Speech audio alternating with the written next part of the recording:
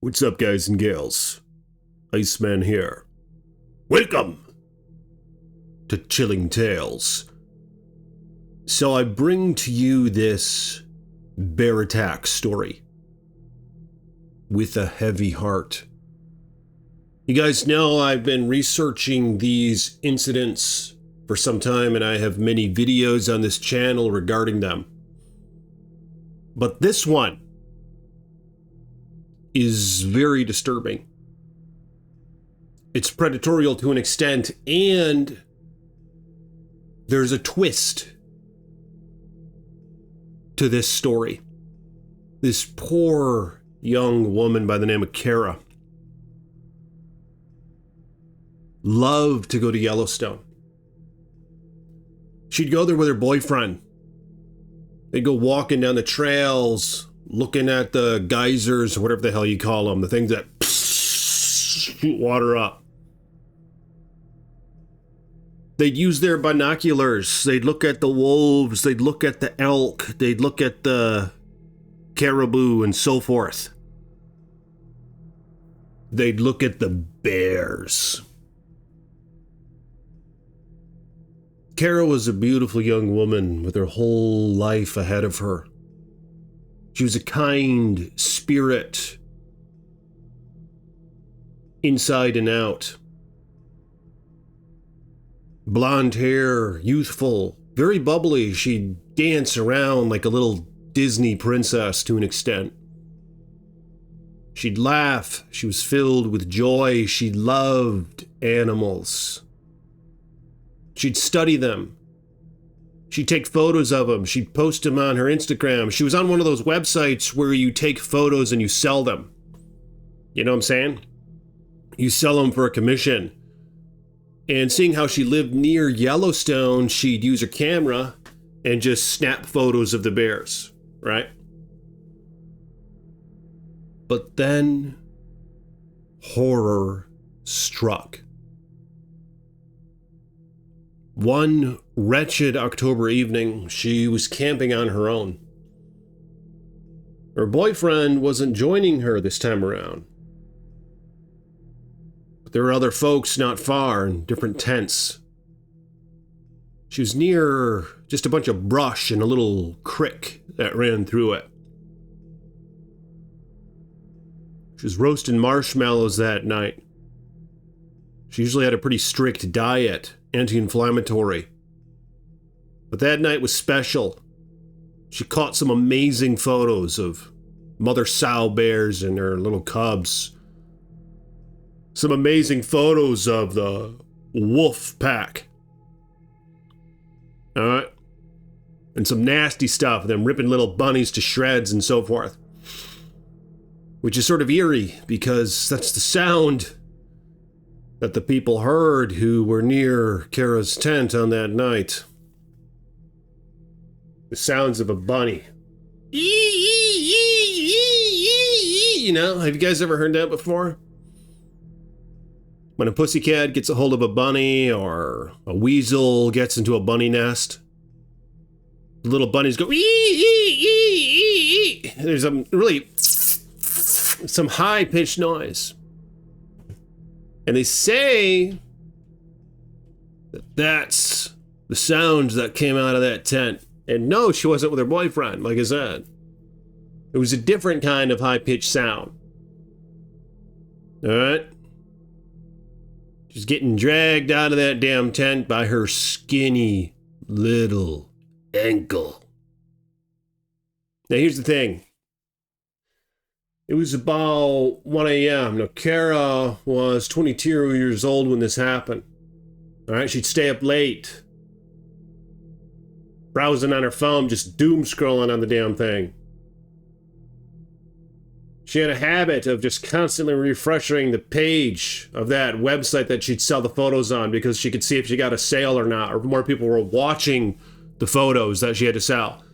So she'd just constantly be refreshing that page. She was up at night doing that. Unfortunately,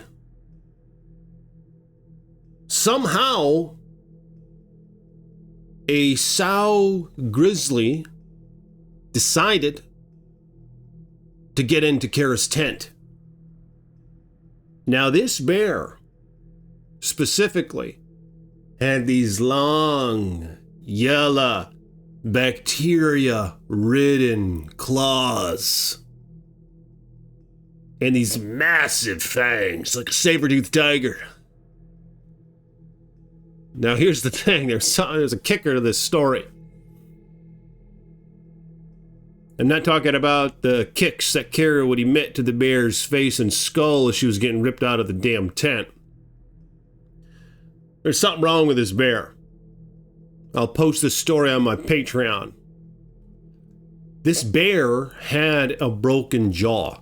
All right, now we don't know how the hell this happened, and many speculate that's the reason why it attacked Kara. It was desperate.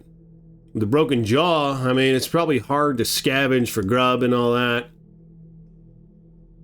Hard to emit a kill onto its prey. So they have to start searching other resources for food, right? And I think that's what happened with this bear.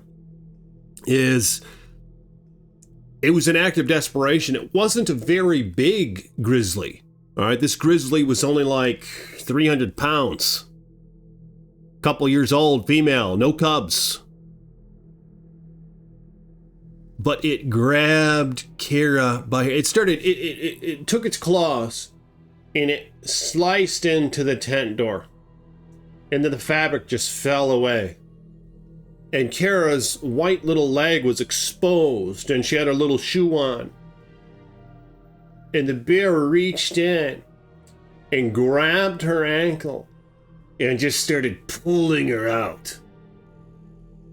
And then it used its other hand and it dug its claws into her shin. And it clamped down in there, getting a grip onto her flesh and bone. And it pulled her out. It used its upper jaw, because its bottom jaw was broken. It could only close it like on one side. It was really jacked up.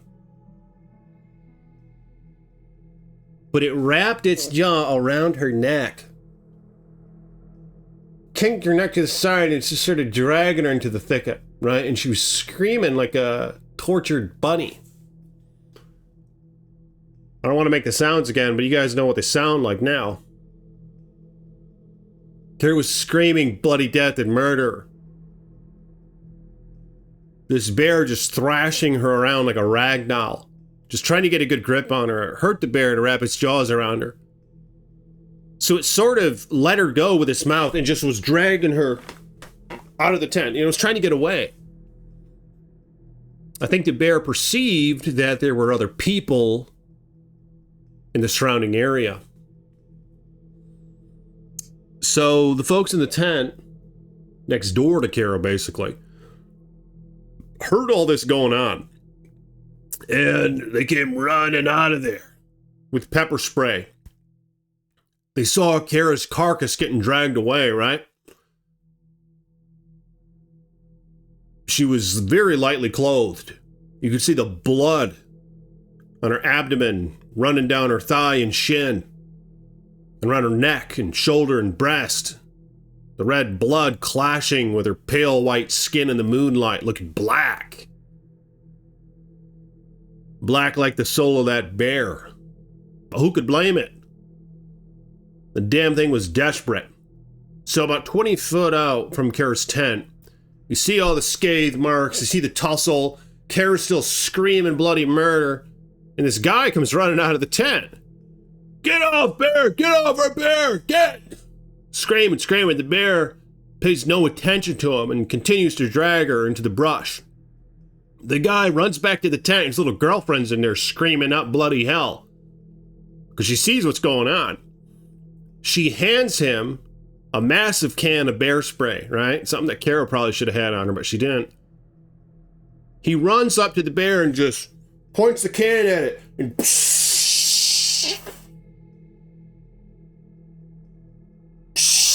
just spraying this gust of spray into the bear. This cloud of red smoke just fills the area, just engulfs Kara. Kara's choking. Just still screaming bloody murder and choking. I mean, the pepper spray will make you choke. Could make you suffocate. If you're not careful, and the bear just started sneezing and like a horse. Just sneezing and sneezing. And then the cloud begins to dissipate. And the man's standing there. Get out of here, bear! Get out! Just yelling at the bear. And the bear, it goes back to Kara. It's so different. It grabs her again and starts dragging her in the crowd. And then he just fills it again. Just pepper spray everywhere. And the bear disappeared into the night. Authorities were called and Kara was patched up in the tent. Put bandages all over her, tourniquets. Just her muscle and skin was filled with abrasions. A team scoured the area that night. They found the bear, they shot it dead.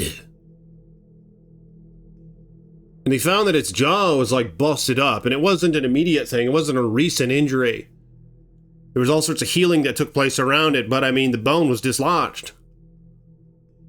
We don't know how the hell that happened. Maybe it got in a fight with another bear, maybe it got damaged during intercourse. I don't know, maybe it was performing oral, you know? I mean, I doubt it, but you guys see what I'm saying? There's just a lot of unknown variables here at play, but something happened. And that bear, I think, was acting on desperation. This is just another reason why, even if the probability has it that you're going to be okay out in the wild, out in bear country, you got to consider the unlikely scenarios, right? There's a lot of things that are unpredictable. This is one of them. What if the damn bear's injured, you know? Who knows what it could do to you? Who knows why or when or what? But be prepared in bear country. Just wanted to cover this story for you guys. Get it out there. Spread the word. Like the video. Subscribe to the page. Let me know in the comments. What could Kara have done differently to avoid this bear attack? And I'll see you all tomorrow with more chilling tales from the Iceman.